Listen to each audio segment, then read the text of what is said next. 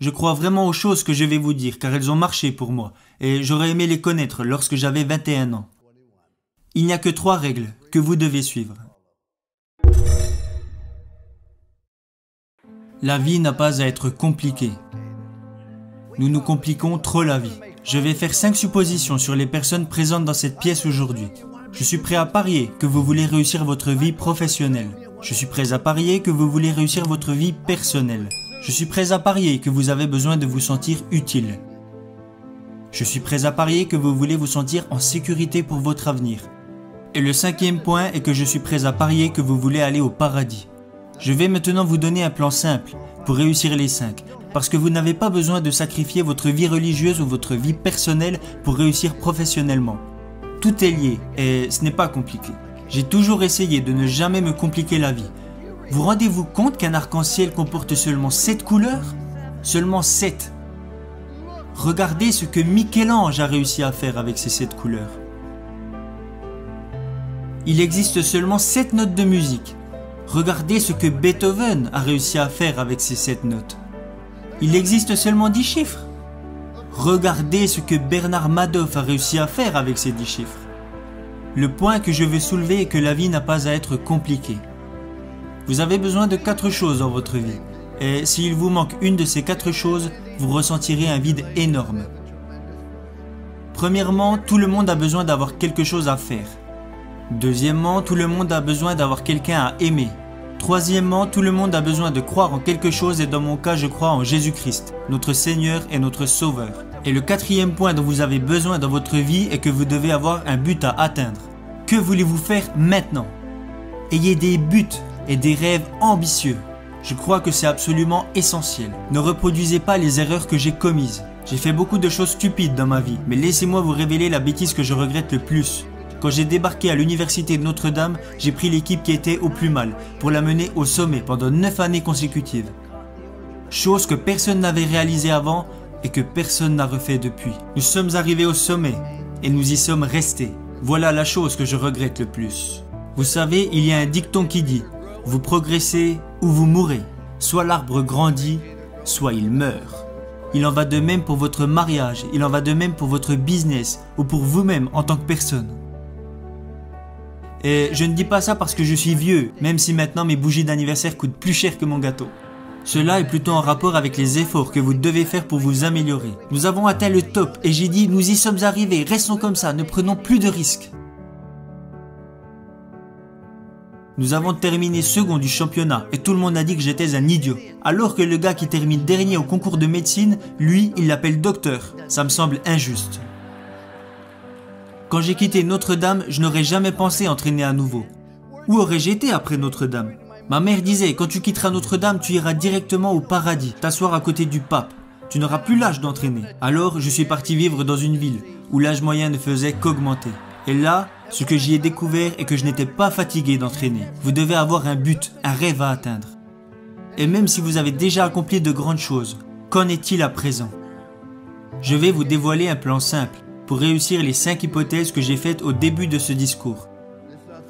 Je crois vraiment aux choses que je vais vous dire car elles ont marché pour moi et j'aurais aimé les connaître lorsque j'avais 21 ans. Il n'y a que 3 règles que vous devez suivre. Règle numéro 1, faites ce qui est bien. Faites le bien, évitez le mal et si vous avez un doute, regardez dans la Bible. Je ne crois pas que c'est bien de retrouver le portefeuille d'un coéquipier avant même qu'il l'ait perdu. Ça s'appelle du vol, mon garçon. Je l'ai trouvé, oui, mais il ne l'avait pas encore perdu. Faites ce qui est bien. Il n'y a jamais de bon moment pour faire de mauvaises choses. Et il n'y a jamais de mauvais moment pour faire de bonnes choses. Faites le bien et soyez honnête avec vous-même. Jeunes gens, profitez de la vie, amusez-vous. Vous allez avoir des problèmes, vous allez rencontrer des difficultés. Ça fait partie de la vie. Ce n'est pas parce que vous êtes diplômé que vous n'aurez pas de problème. Et ne racontez pas vos problèmes à tout le monde.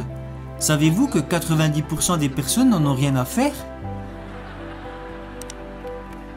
Et les 10 autres pourcents sont contents que vous les ayez, alors vous feriez mieux de les garder pour vous. Vous allez avoir des problèmes, alors amusez-vous dans tout ce que vous faites. Et si vous aimez vraiment ce que vous faites, les gens prendront du plaisir à être à vos côtés. À chaque fois que je me réveillais les jours de match, je me disais aujourd'hui sera une journée incroyable. Et je le pensais vraiment, car si vous aimez vraiment ce que vous faites, les gens prendront du plaisir à être à vos côtés.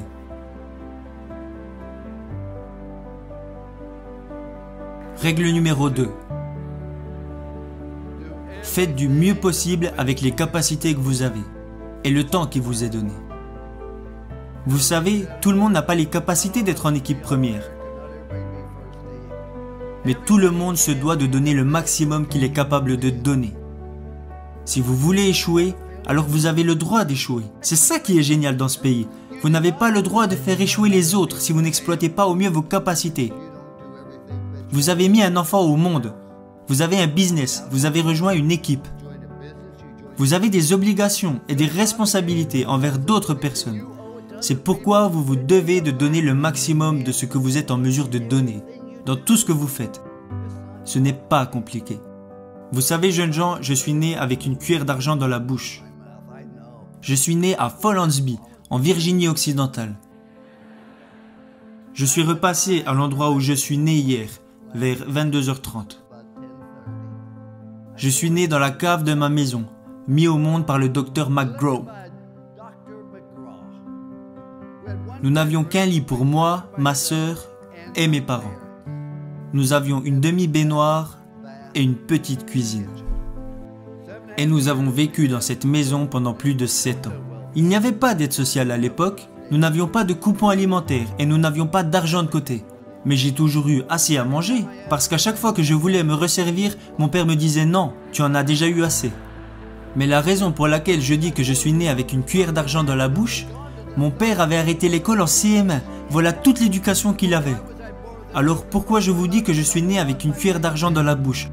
C'est parce que mes parents m'ont appris que la vie est une question de choix et qu'ils soient bons ou mauvais, ce sont vos choix qui vous définissent. Alors ne blâmez jamais les autres, car si vous recevez une bonne éducation et que vous êtes prêt à travailler dur et à surmonter les problèmes et les difficultés, alors dans ce grand pays, vous pouvez accomplir des choses extraordinaires.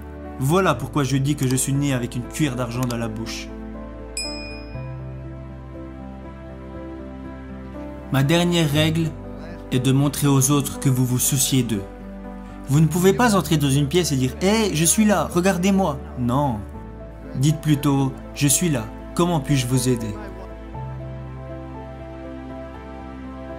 Ce n'est pas si compliqué. Souciez-vous sincèrement des autres car vous pouvez impacter la vie de chaque personne que vous rencontrez par un sourire, un mot gentil ou un encouragement. Parce que vous voyez, quand vous faites de bonnes choses, les gens seront toujours plus à même de vous faire confiance. Ma femme et moi nous sommes mariés car nous avons trouvé cette confiance en nous et nous ne l'avons jamais perdue. Le seul moyen de vous faire confiance est de faire des choses bien. C'est ce que Dieu veut que nous fassions. Faites de bonnes choses. Le second point est de faire le maximum avec les capacités que vous avez. Parce que quand les gens apprendront que vous vous êtes engagé à viser l'excellence, ils auront envie de vous suivre. Aidez les autres et souciez-vous d'eux. Parce que beaucoup d'entre vous vont avoir du succès et gagner beaucoup d'argent. Mais quand vous mourrez à la fin, à quoi vous servira-t-il? Mais heureusement, beaucoup d'entre vous vont plutôt choisir de devenir signifiants. Être signifiant, c'est quand vous aidez les autres personnes à réussir. N'est-ce pas là vraiment le but de la vie?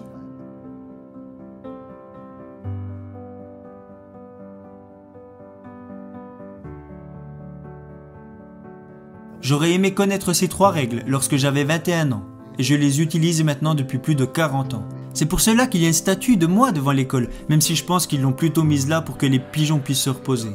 Mais si vous la regardez bien, il y a 3 mots inscrits au pied de cette statue. Confiance, engagement, amour.